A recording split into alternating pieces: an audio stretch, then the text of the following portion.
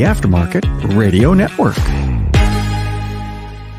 Welcome, Carm Capriato, the Service Aftermarket's podcast pioneer with the gold standard of aftermarket business podcasts. Join me for Aftermarket Insights as we advance the aftermarket. And as always, know that you'll learn just one thing. Find us on your favorite podcast listening app and remarkableresults.biz or on my YouTube channel. Hey everybody, Carm Capriato. So glad to have you all here as we continue to work and fight every day to advance the aftermarket with our great podcasts, Remarkable Results Radio, Town Hall Academy, and of course, Aftermarket Weekly and all the Aftermarket Radio Network peoples. And we produce 8 podcasts a week. Hopefully, you are improving your business and personal professionalism. Good to have you here.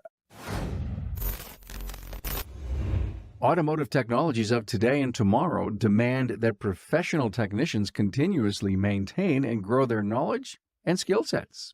If one does not update, they will evaporate. Mastering the changing technologies, adapting new and more efficient testing techniques, and exploring new tooling and equipment applications are just a few challenges.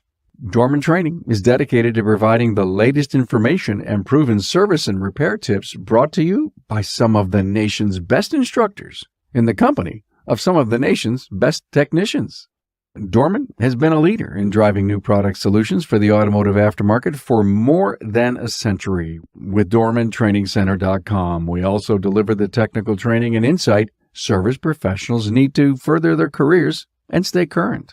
The automotive industry constantly evolves with technical advancements, making it crucial for technicians to stay updated with the latest trends and techniques.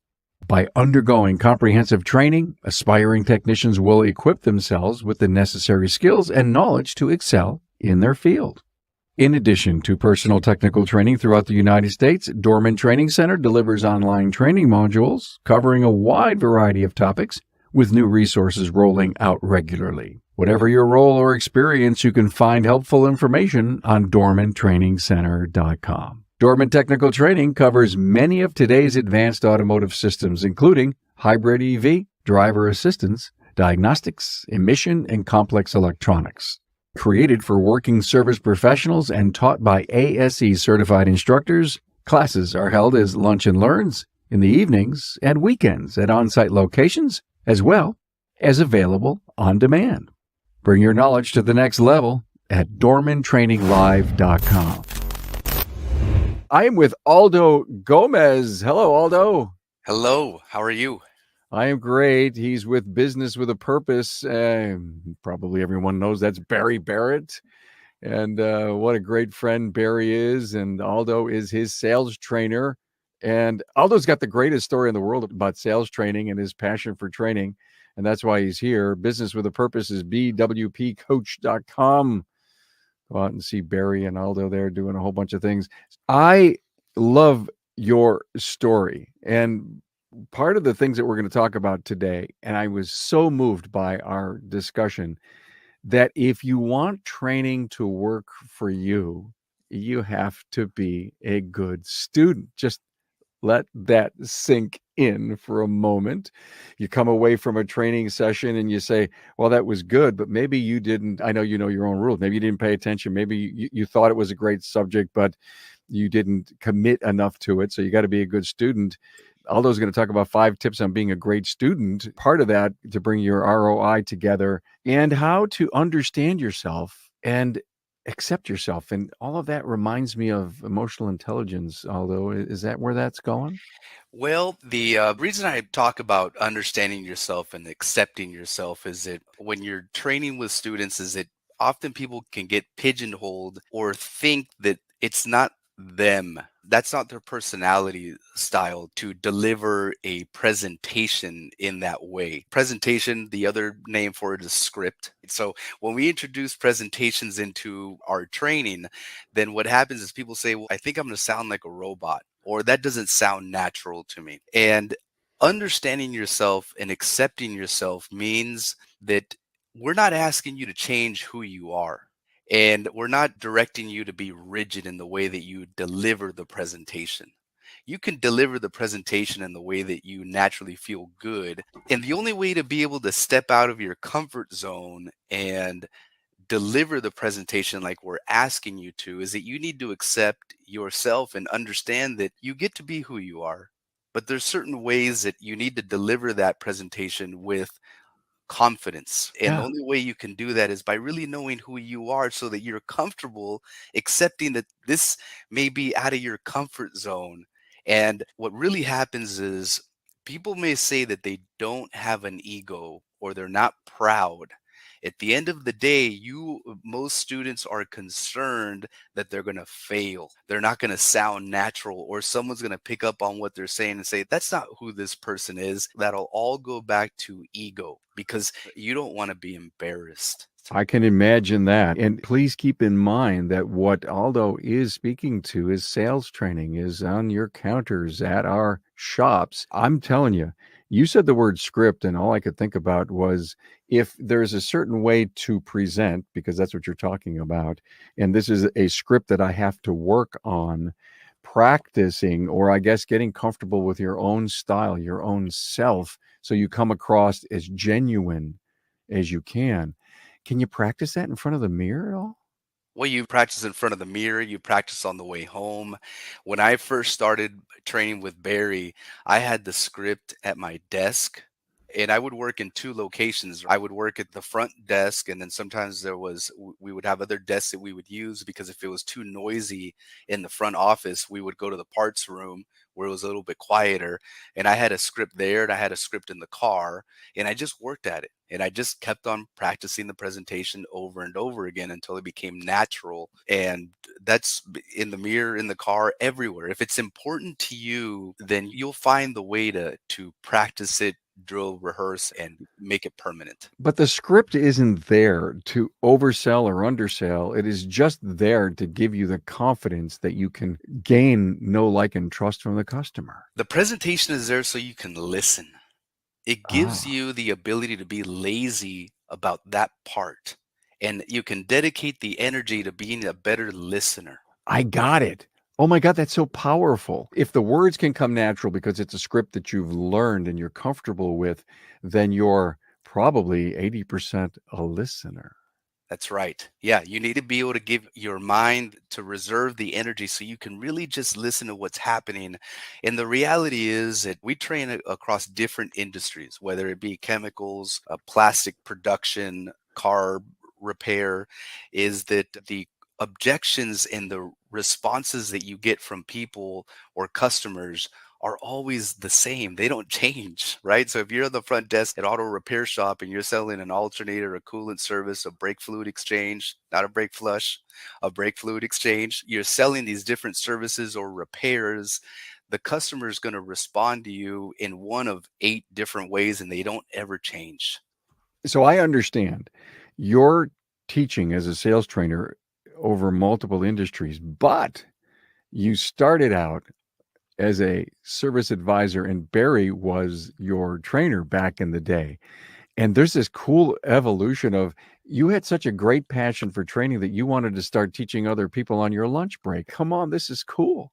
Yes. How it started was Barry trained me, and amazing trainer, changed my life. We wouldn't be having this conversation if it wasn't for Barry. So ultra grateful to him. I wanted to become so good at sales that I took everything that he directed me to do, which was reading or practice a presentation. I would sit in my truck or at a library that was nearby and I would read and practice my presentation. And he made me feel so good about myself. And I got very good at service advising. My numbers showed it. And what I was after was I want to make people feel as good and believe in themselves as much and have them see the success that he did for me. So I stayed in contact with him, and I was a little bit early on wanting to be a service advisor because I think he had trained me for about a year. And I said, I'm ready to be a service advisor trainer. And he said, whoa, whoa, just keep on working at it. And I never lost touch with him. He trained me, and I would ask him maybe on a weekly basis, do you have anybody for me to train? Do you have anybody for me to train? And I You were finally, hungry. oh, yes. I knew what I wanted, and I finally got the opportunity. Here's something very important is that whatever you want to do, you need to begin acting and living like you're that person because when the time comes, that they choose you, you got to be able to raise your hand and say, I'm ready. You can't expect someone to give you a responsibility and then you say, well, I'll be ready in about 2 months. I was practicing, I was ready. And one of the things that I remember is that I worked at an auto shop at that time. And when I had my first student, the weekend, went and drove around and I found the best place that I could get a Wi Fi signal because I doing it through my phone. I didn't have a computer that had Zoom yet, and I had a manila folder with my paperwork in it. I found a park that was quiet, that had a nice outdoor setting and a place with good cellular signal. And that's how I started at my lunchtime. I would rush over there, train, and then rush back. I wouldn't eat on those days, but it didn't matter. I understand now when I know that you have a lot of distinguished shops that you work with, and I've watched a lot of interviews. I think that including you, when you get to a certain position, you forget all the beautiful moments of the struggle that got you to where you are. And those become more beautiful than the moment you're living because you Yeah. remember what it was like. It's amazing. I mean, you grew up as a young kid in San Diego. Were you like this as a kid that say, "Hey, I'm gonna go into the park and I'm gonna play gladiator," example? I mean, were you like that as a kid?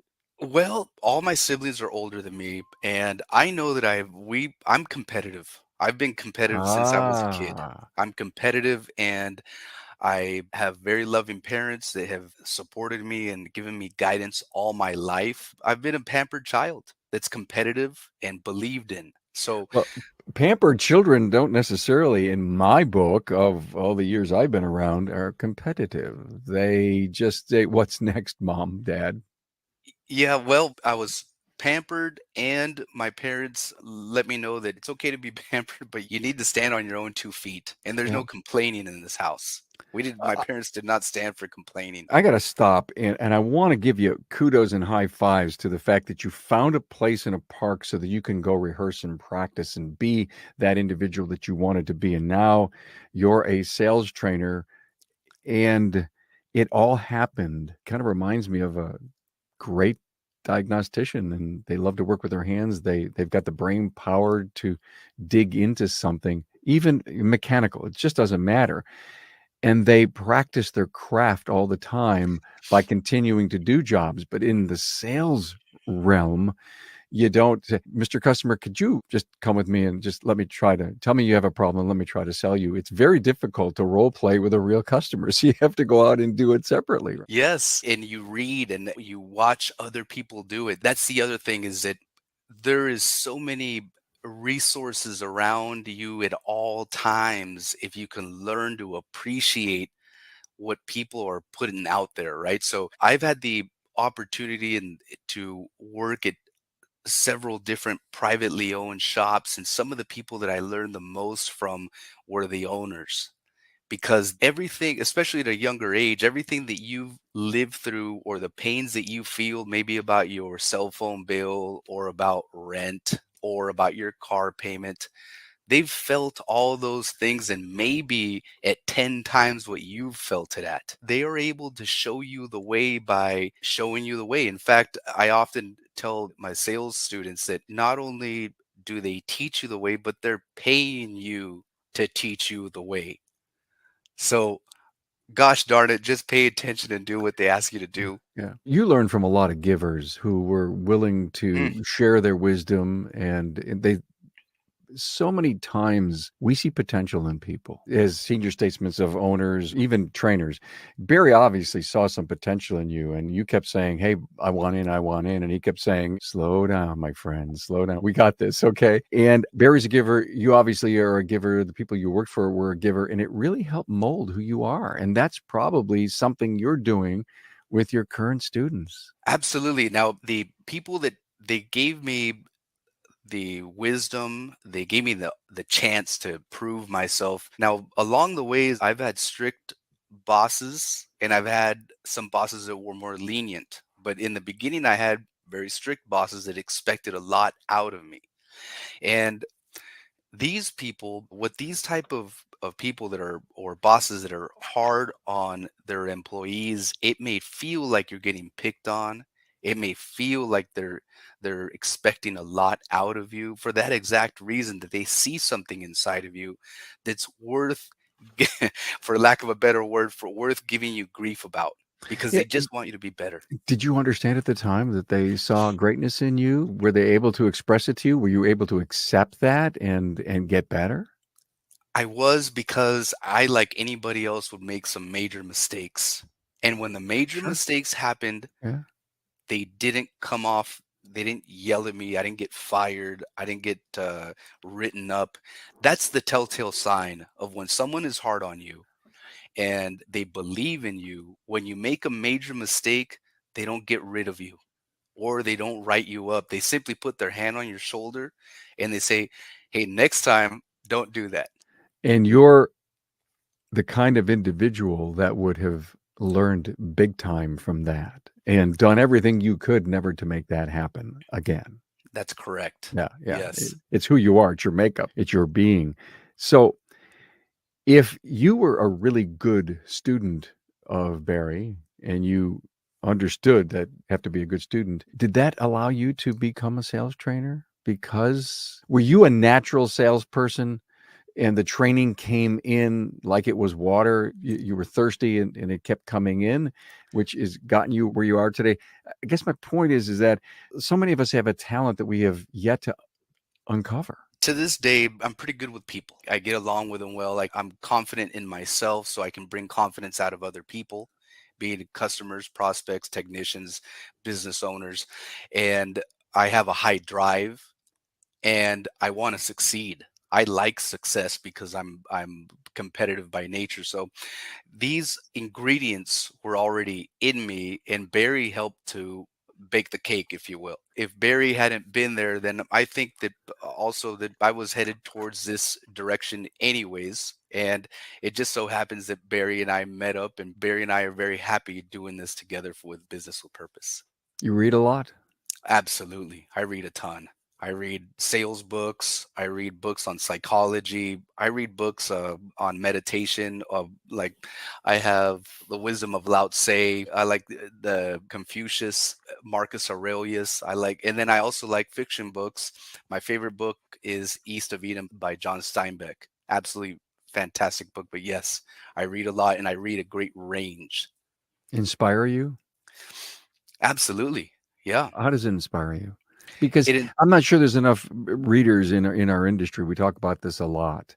And from a heavy, heavy reader like you, what does it help you do and be? Reading develops your mind because you're not watching a screen, right? Nowadays, we watch screen all day long, from the phones to the TV to the pads to the computers. The reading allows your mind to kind of work out, to get to exercise, and your mind can make many more connections through reading than watching. And so, and then also, I'm a huge proponent of vocabulary. Vocabulary is ultra important. So if you don't have a strong vocabulary, that's probably because you don't read a whole lot. Because when you read a lot and you enjoy reading, then you're forced to look in a dictionary and see what that word means. My personal favorite mentor is Jim Rohn.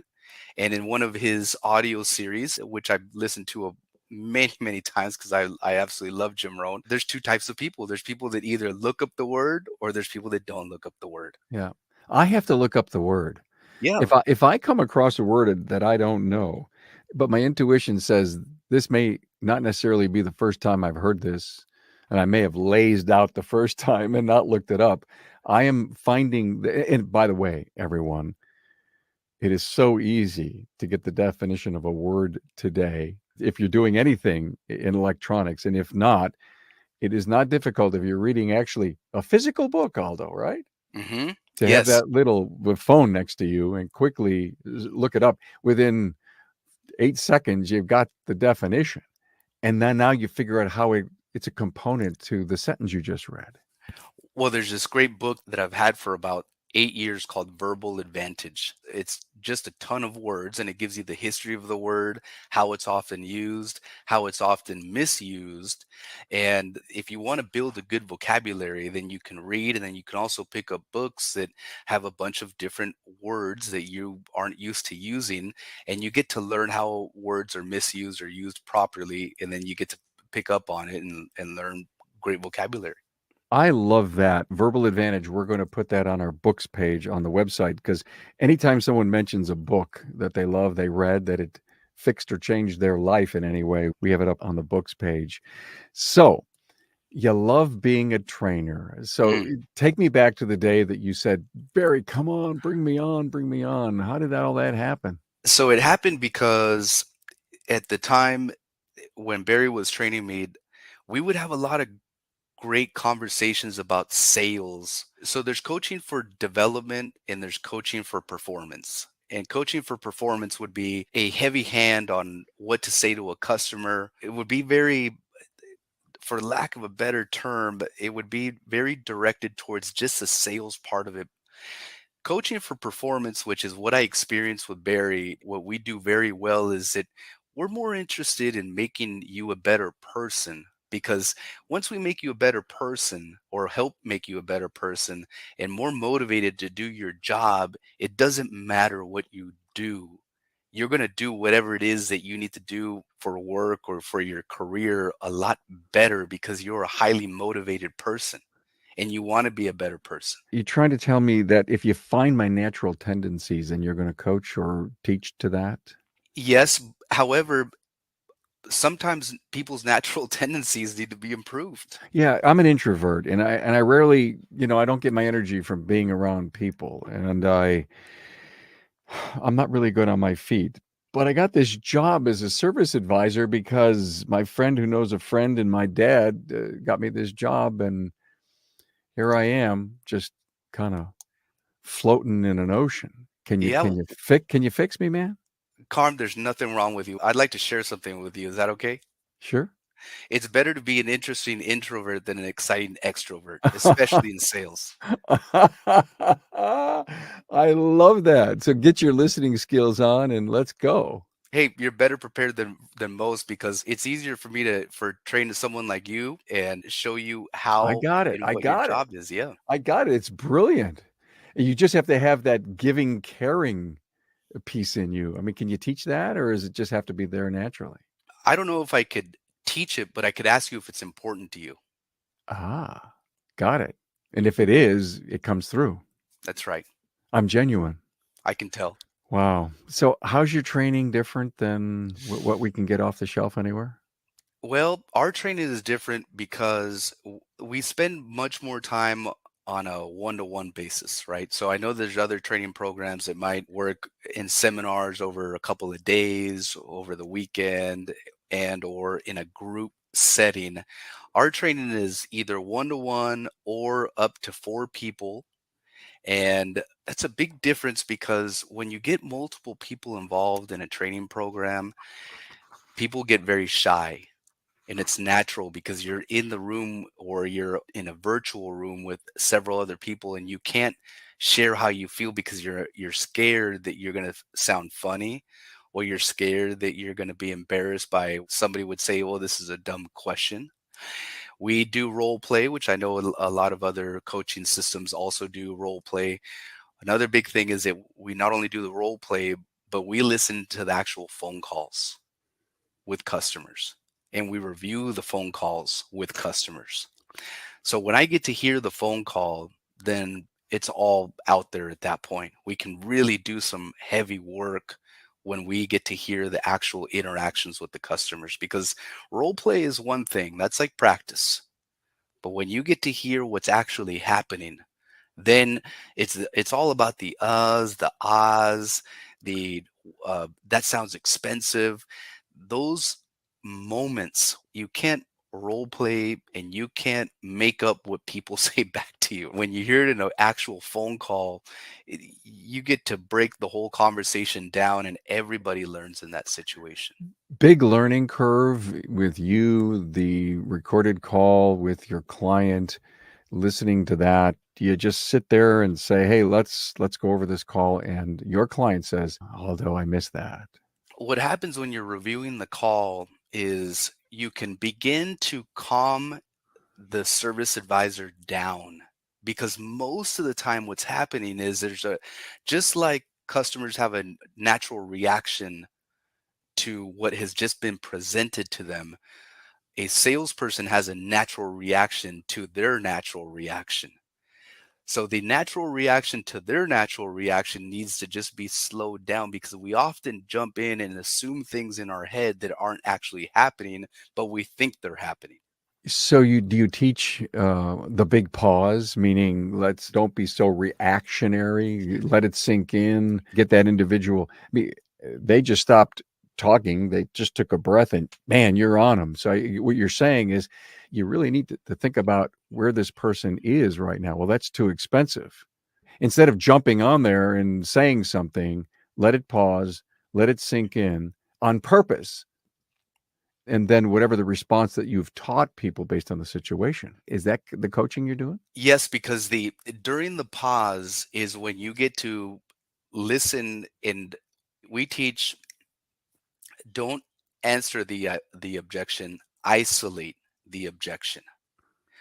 When you answer the objection, that's your natural response to begin to tell them why it's valuable. What you want to do is figure out what their actual objection is about, and that takes more investigation or more More question asking. questions, more questions. You're really you're trying to get in a little deeper as to why they believe that it's too expensive. And you're not going to be able to do that by reacting. You need to stop and listen and make sure that you really understand what is going on with the customer and why they're saying what they're saying. So that's more important than your reaction, is to listen. Do you ever sit down with a recorded call and say, "My, you just missed an opportunity to set an appointment. Price isn't being talked about or anything. We just want to get that car in." Does that happen a lot? In the beginning, it does. Yeah, we listen. I just start by asking, what happened and what made you say that? And because the other thing is, if you're working with a service advisor is that hasn't had formal training or is new to being a service advisor, well, let's be patient. They don't know yet, and they're excited to be in that position. None of us learned from one day to the next. It took a lot of time. In fact, yesterday I had a student ask me, he said, "Man, he's like, how do you remember all this?" Or because I practiced for a long time. Practice. I love it, and I think that's part of the message here. It's only been 100 times that I've been in a situation like this. Not only did I practice 100 times, but I was in a real live situation, and it's part of my natural gift now in my discussion with clients. And to your point, it just rolls off. That's right. Yeah, it's just practice, drill, rehearse. And another big factor of how well somebody learns and being motivated is how excited are you about doing what you're currently doing. You need Wow. to be excited about it, because when you're excited about it, people will forgive your inadequacies because you're excited and you're happy about it. So they'll let it slide. It reminds me of when you work at a shop and you have a line almost out the door of people waiting to be checked in the morning before they go to work. If you are, or when you are courteous to the customers and let them know, make eye contact and say, "I will be right with you." When they see you make eye contact, you smile, you let them know that you see them and you're helping the next person in line. When they see you deliberately, actively, energetically taking care of the customer in front of you, they will be patient because they like seeing you just go for it. And you're handling this with such aplomb that you're happy and you're energetic, and they'll let it slide. But if you don't make eye contact and you don't acknowledge them and you drag your feet doing all the process, they will not accept it and they won't be happy about it. You might even get a bad Yelp review, all because you weren't energetic about it. All right. So we've got the plum of this episode. I just want to serve it up a plum, a cherry, whatever your favorite sweet fruit is. What Aldo just told us, get excited and bring your energy to work. So it doesn't matter what kind of day you had, what kind of drive in, when you cross the threshold of the business, find your energy and get excited. because this is what you do for a professional living. Let's talk Yes. about the professional thing that we could talk about profession all day long, but get excited and get energy. That's it. Bingo. If you're an owner and you want to motivate your sales, you want to get them training, but don't wait for the trainer to get involved. Sit down and say, boy, tell me about how excited you are to come to work and serve our customers every day. What a great open ended question. And how about bringing your energy to work? Every once in a while, listen, we have good days, we have bad days, but I'm looking for you to have as many good days as you can, working my counter, taking care of our clients. Absolutely, and the a big thing to remember is, or that I always remembered, and what made me ultra grateful is that I have a job. We're in a lucky place. We're in the greatest nation in the world, and we, as a service advisor, particularly, is how many other professions get to sit at a desk and you get to have coffee when you want. You get to have a cold drink of water when you want. You get to have a soda when you want. You get to walk out and talk to technicians about what's going on with the car. We're not working on a factory line here. We're not out in the sun or in the freezing cold. So let's remember what we're doing and where we're at and what we're getting paid for, because it's not that bad. You have a luxury job. You are so right. So, listen, Aldo, he's got a lot of automotive in his background, and I love to hear the stories of how young we all were when we actually got jobs. And I look at some of the issues that are going on today, that there's a lot of young people coming in our industry that never, worked before. They never a part-time job, which is why we're wondering why we have to bag our own groceries, and we can't eat lunch at a restaurant we used to because they can't find people. But you worked in a restaurant, you were a grocery bagger, and then you went to college and you worked at a shop for a bunch of years. You've been there and done that, and you've got a hell of a work ethic. Yeah, it's been fun. I had a paycheck when I was young, before I had a family. I had good times and I always had a job and I liked to work in an auto shop. It was really great. All of it has been really awesome. All of it. I need to hear the story of you saying one day, I want to be a trainer on my lunch break. It was through Barry, and I kept on asking when could I get when can I get a student, and when he finally gave me the student, at that point I had choices to make. Right, either I was going to make it work at lunchtime, or I was going to walk away from that job, but I was going to do training one way or another. And it just happened that I was able to get, because of the time difference, I was able to stay with the student. I would just go at lunch and I would begin training with him at the park. I took all of in fact, I have a journal here of my and now I have digital ways of saving my content, right? My notes and all of that. But I have a journal here and it says BWP on it. And I open it and I read it and it takes me to the beginning, to when I would still take a pen and write in this journal, in this spiral bound notebook, because I didn't have a digital way of doing it. And then I had my printouts of my presentation, and then I would just go for it. It was a natural thing. It was a natural thing because I knew that's what I wanted to do. One student, One student. one student. Still know that student today? No, we lost contact because he didn't make it very long at that shop. We trained for, I don't know, 9 months. I don't have contact with him, but I do have contact with my other very beginning students out in the East Coast, and they send me pictures every now and then, and we stay in touch. And How it's nice. Nothing like that at all. I mean, talk about realizing that you're doing the things that help change and fix people. How's your training different? well, that we train on for development, not for performance. And what that means is that our training is that I'm not afraid, and I teach my students not to be afraid to get out of the comfort zone. And what that means is I'm really interested in my students and what makes them think the way that they currently do. And in fact, earlier this week, I had a conversation with a sales advisor or service advisor that used the word, I don't want to rip off the customer. What I did was I started to ask him, well, what do you mean by rip off the customer?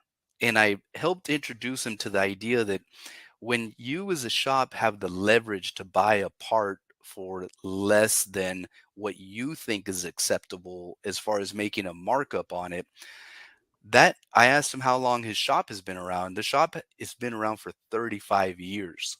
So it's very possible, and it's probably true, that you get a heavier discount as a shop because you've been in business for so long. And when you offer a warranty to a customer that's nationwide, then you're going to have to furnish the repair 100%. I could have just told them, just follow the directions and make the markup. But I took the time, and it's important to help change that person's perspective of what's really going on. Well, they're selling from their own wallet. Well, yes, they're selling from their own wallet, and there's two layers to that because they're selling out of your own wallet, and the other part is your personal feelings towards what is right and what is wrong. And what I would have to say trumps all of that is do what the boss asks you to do. Do what the shop asks you to do. If the shop is expecting this kind of markup on something, then you should be marking it up what the Yeah. company wants. It goes back to sharing with everyone who works where the money goes, what it takes to really be profitable in a company, what our goals and expectations are so that we can feed everyone, bring this family together, build the right culture of not only financial success, but personal success for everyone who works there and real super happy clients. And yeah, maybe shops like that don't necessarily work hard enough to set the mission values, the goals, the purpose of the company. And I guess if someone was more into that, they wouldn't have a problem. Even if they were a 35-year customer, says, oh, we got to treat Mrs. Smith differently than anyone else, and we have to give Mrs. Smith a deal or a discount or a lower margin. It shouldn't have to happen. But somewhere along the line, that individual either got the message or feels they can't accomplish the goals of the company. Yes, it's important to always be professional, and the feelings that you have about something cannot be convoluted with how you feel about a person, right? You can be friends and you can be friendly. And this is a great quote that I remember and I repeat is that a great relationship with the customer is not the result, a great sale is not the result of a great relationship with the customer. A great relationship with the customer is the product of a proper sale. So you will create that relationship with them, but they need you to be professional because they're not looking for a friend. They're looking for help and they're looking for somewhere that they can get value.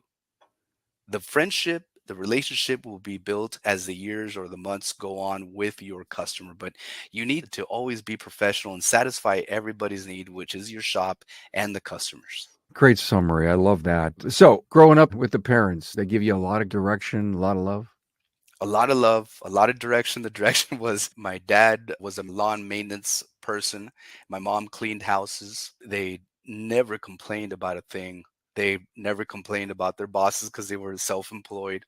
And the direction was from a very young age is you're going to work around here for free until you can go get a job. So we were highly motivated to go get a job because if you No, don't go get a job, you're going to work around here for free. no allowance. I did have allowance. I had a $5 allowance. Or no, Oh, I'm sorry, I had a $3 allowance. And I remember if I did something special, if I had a good report card or extra well cleaning around the house or something, that might be bumped up to $5. And those were big deals because in San Diego, there's a place called Balboa Park. And Balboa Park has a museum in there. And every now and then I could afford to buy an astronaut ice cream because astronaut ice creams were about $4.15 or $3.89. And those were big deals. But so this was great. I'd love you to come back, be on some panels, bring your passion, getting our sales counters as professional as we can get, and the confidence that we have that work on our counters to realize that we're out there helping and giving people the kind of service for their vehicle to keep it safe and reliable. yeah, This I this would was love to great. come Any back. final word, Aldo, before I let you go? Well, I'd like to take a moment to say thank you to my family for being supportive and always being there for me and patient. For everybody that's involved in a relationship with a salesperson, highly driven salesperson, it takes a whole lot of patience because we are a special kind. We are a special kind of people. And to the different shops that employed me, they gave me an opportunity to be part of their staff, ultra proud and happy for everything they did for me. And of course, Mr. Barrett did great friend and mentor and show me so much in life. And thank you to let me be on this platform again with all of your distinguished shops and interesting people that are that are successful, that to be part of the people invited on this show is just thank you to everybody. Aldo, I'm honored to have you. Aldo Gomez, business with a purpose sales trainer who works with our great friend, industry great friend, Barrett, who's been on so many times. I don't know. He could be one of my most frequent podcast guests. So thanks, Aldo. I sure appreciate that. This was a lot of fun. Thank you. Thank you very much.